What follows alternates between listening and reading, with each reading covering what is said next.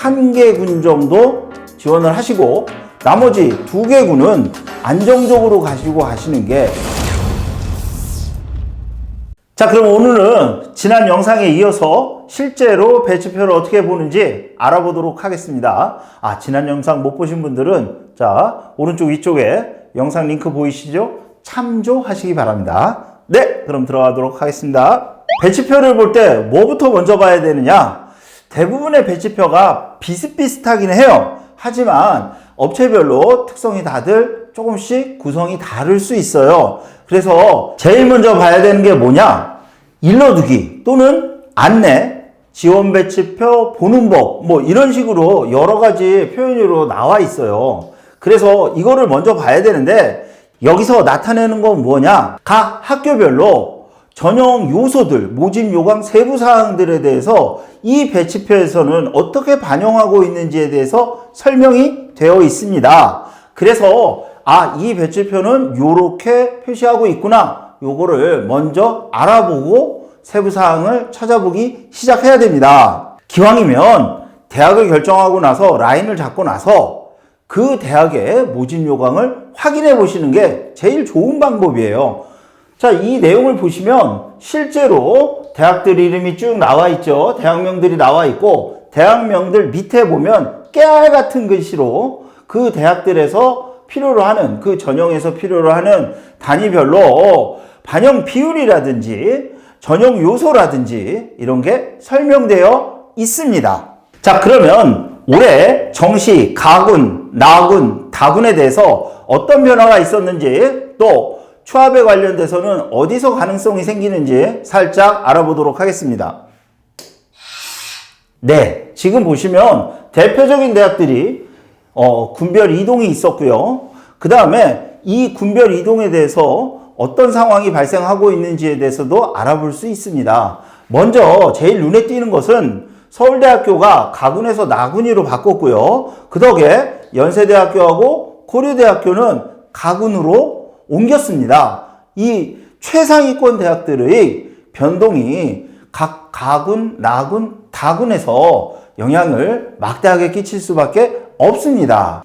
우리가 착각하기 쉬운 게 대부분 가군, 나군, 다군이 동시에 되는 것으로 오해하기 쉬운데 각 군별로 전형 일정이 다 달라요. 가군 먼저, 그 다음에 나군, 그 다음에 다군, 그게 전형 일정이 다 다르거든요. 이것도 참조하셔야 합니다. 그리고 올해 가장 특징적인 것 뭐죠? 약대 선발. 최상위권에서 대거 무려 2,000명이나 되는 학생들이 이동이 예측되고 있기 때문에 지금 여기서 변동이 많이 생기는데 약대도요, 가군, 나군, 다군으로 나눠져 있거든요.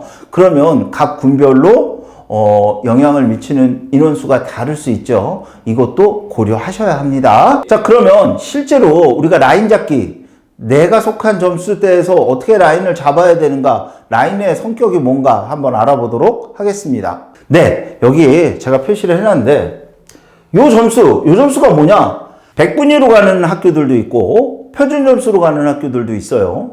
또 국영수 탐 4개 영역 중에 몇 개 영역을 반영할 수도 있고 한 개 영역이 빠지기도 하고, 탐구 영역 같은 경우에 탐구 영역을 2과목 모두 반영하는 경우도 있고 한 과목만 반영하는 경우도 있습니다. 자, 그거 계산하는 거 하나 알려드릴게요. 우리가 배치표에 일반적으로 나와 있는 건 단순 누적이에요. 표준 점수의 누적, 즉 국어, 영어, 탐구 표준 점수의 총합을 구하고, 옆에 있는 건 뭐냐? 요 옆에 있는 거, 요거는 영어 등급입니다. 절대평가인 영어 등급을 가지고 2개를 따로따로 나눠서 표시가 되어 있고요. 이거를 고려해서 판단하시면 됩니다. 자, 그러면 탐구 영역을 어떻게 하느냐? 탐구 영역이 2과목 모두 반영한다. 그럴 때 표준 점수는요, 2과목의 표준 점수의 합을 보면 되고요. 그 다음에 탐구 영역을 1개 반영한다. 그러면 본인한테 유리한 점수를 당연히 반영하겠죠. 그럴 때는 어떻게 하느냐? 표준 점수를 1개 영역에 본인이 획득한 표준 점수에 곱하기 2, 2배를 해서 계산하시면 되고요. 만약에 100분위로 지원하는 대학이다. 그런 경우에는 2개 탐구 과목의 점수를 100분위 점수입니다. 100분위 점수를 평균 내시면 돼요. 즉, 2과목의 100분위 값을 더해서 2로 나눠서 반영시키면 되시겠습니다. 네. 그렇게 해서 본인이 얻은 점수가 예를 들어서 262점부터 266점 사이에 존재한다. 내 점수가. 그리고 등급이 이렇게 있다. 그러면 내가 지원 가능한 라인은 바로 이 노란색 라인이 되겠습니다. 자, 이게 적정한 점수다. 이렇게 생각하시면 돼요. 단순하게 내가 받은 점수에 해당하는 라인이 바로 이 라인이다.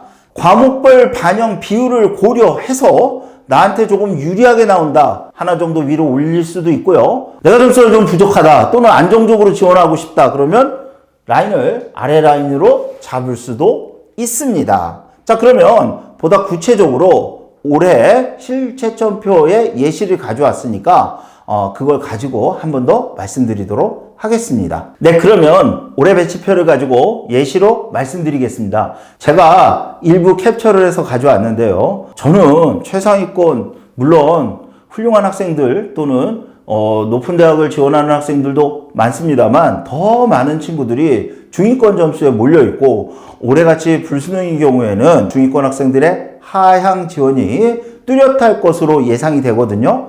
그래서 저희 지역 근처에 있는 학교들 또는 중위권 대학이라고 얘기할 수 있는 학교들 위주로 캡처했습니다. 이 배치표는요, 위에 부분에 굵은 글씨로 나와 있는 게 표준 점수고 아래 가로 안에 있는 게 백분위 누적 점수입니다. 그래서 본인이 받은 점수가 예를 들어서 379점이다. 그러면 어떻게 하느냐?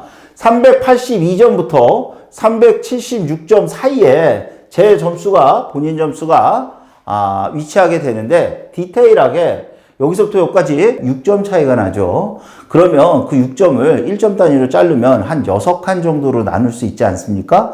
그래서 이거를 6칸 정도로 이렇게 나눴을 때 379점이 속하는 게 여기다.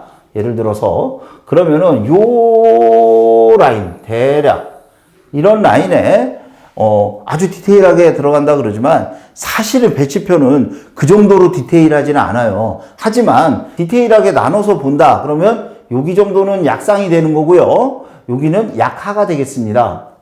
자, 올해 입시에서 조심해야 될 게 있는데요. 본인만 중위권 점수를 받은 게 아니라 다른 친구들, 더 많은 친구들도 오히려 잘하던 친구들도 수능이 어려워서 낮은 점수를 받거나 몇몇 과목에서 불리한 점수를 받은 친구들도 많거든요. 이럴 때 경향성은 뭐하다? 네, 안정지원, 하향지원을 하는 게 뚜렷합니다. 중위권에선. 아마도 올해도 그럴 걸로 예측이 되는데 그러면 내 점수 라인이 이 라인이니까 이 라인 안에서 약 안정권으로 지원을 하겠다. 그래서 약간 낮은 부분에 있는 여기에 있는 전공이나 대학을 선택해서 지원한다. 본인만?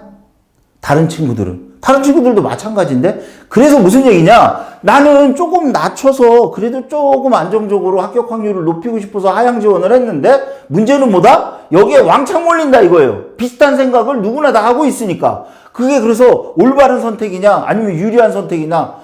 그렇지 않을 수도 있습니다. 이럴 때일수록 모집 마지막 날까지 경쟁률을 좀 지켜봐야 되는 게 중요합니다. 자, 그리고 또 하나. 이 끝에 보면요. 이 옆에 보면 쭉 숫자들이 나와 있죠. 이 숫자들은 기존에 정시 모집 계획을 할 때 배정된 인원이에요. 모집 인원인데 이 모집 인원 올해 같은 경우에 믿으시면 안 돼요. 대부분의 경우에도 그렇지만 변동이 심할 겁니다. 왜? 많아야 두 자리거든요. 특정한 몇몇 과들 빼고는 대부분 한 자리나 두 자리 수의 인원을 뽑아요. 그런데 수시이월이 발생을 하잖아요. 예를 들어서 10명을 뽑는 전공인데 5명이 수시이월로 들어왔다. 그러면 무려 50%가 늘어난 게 되잖아요. 그러니까 여기보다는 수시이월 인원을 포함해서 본인이 직접 알아보시는 게 제일 정확합니다. 그러면 수시이월 인원은 어디서 알아보느냐? 네. 12월 29일 날 수시가 충원이 확정이 되고 나면 12월 30일부터 시작되는 정시 모집 기간 동안에 지원하려고 지금 준비 중인 학교의 입학처 홈페이지를 먼저 알아보시고요. 그 다음에 우리가 인강을 듣거나 평소에 그런 입시 업체들 있죠. 업체들 홈페이지나 아니면 업체들에서 운영하고 있는 정보 관련 페이지들, 뭐 블로그도 좋고 밴드도 좋고 SNS를 통해서도 확인 가능하고요. 그 다음에 이것도 저것도 잘 모르겠다, 답답하다, 그러면 입학처에 전화해 보시는 것도 방법입니다. 네, 이상으로 배치표에 대해서 알아보는 방법을 말씀을 드렸고요. 그러면 과연 내가 어떻게 지원하는 게 나한테 유리할 것인가 생각해 보면, 가군, 나군, 다군 세 가지 지원 가능한 군이 있잖아요. 제 생각에는 세 개 중에 틈새가 발생한다 또는 상향 소신 지원하겠다 이렇게 생각을 하시는 부분들, 그런 부분들은 한 개 군 정도 지원을 하시고 나머지 두 개 군은 안정적으로 가시고 가시는 게, 합격에 유리한 안정적으로 지원하시는 게 낫지 않을까 싶습니다. 또 대부분의 중위권 학생들이 하향 안정 지원에 경향을 보일 테니까 경쟁률 추이를 유심히 관찰하시는 게 중요합니다. 네, 그러면 마지막으로 우리가 해야 될 일이 뭔가, 온라인 배치표에 대해서 알아보도록 하겠습니다. 온라인 배치표라는 표현은 제가 쓰는 거고요. 일반적으로 합격 예측 프로그램이라 그러죠. 그래서 앞에서 종이 배치표를 이렇게 면밀하게 검토하셔서 본인이 지원 가능한 대학 알아보신 뒤에 그 내용을 보다 구체적으로 실시간으로 알아볼 수 있는 방법이 바로 합격 예측 프로그램이에요. 그래서 많은 업체들이 운영을 하고 있는 사이트들도 많고요. 그 다음에 대교육에서 만든 어디가 사이트를 알아보시는 것도 좋은 방법이고, 학교 선생님들만 보실 수 있는 유니브 프로그램이 있습니다. 학교 선생님한테 질문하셔가지고 유니브 프로그램에서 알아보는 것도 좋은 방법입니다. 그러면 이 온라인 합격 예측 프로그램을 어떻게 사용을 하는 것이냐? 네, 온라인 합격 예측 프로그램은 아마 사용해 보신 분들도 많겠지만, 본인의 점수를 입력하고 본인이 지원하고자 하는 대학에 모의 지원을 하게 되죠. 그러면 점수를 입력한 학생들, 지원자들의 인원이 있고요. 모의 지원을 한 횟수가 나옵니다. 두 숫자 모두 크면 클수록 정확해져요. 더군다나 올해 입시를 지원하려고 문의한 그런 데이터들이기 때문에 본인도 가장 모수가 큰 프로그램을 사용한다 그러면 보다 통계적으로 유의성을 높일 수 있습니다. 그래서 종이 배치표를 통해서 본인의 라인은 어림하고, 그리고 세부적으로 아날로그 방식이긴 하지만 본인이 직접 모집 요강에 나와 있는 대로 계산도 한번 해보고, 그래서 그걸 가지고 합격 예측 프로그램을 통해서 모의 지원도 해보신다 그러면 보다 더 합격 확률을 높일 수 있는 방법이 되겠습니다. 네, 그러면 마지막으로 우리가 해야 될 일은 뭔가 알아보도록 하겠습니다. 최종적으로 지원을 할 3개 학교, 3개 전형을 선택을 하셨다면, 또는 뭐 한 5개쯤 선택하셔도 돼요.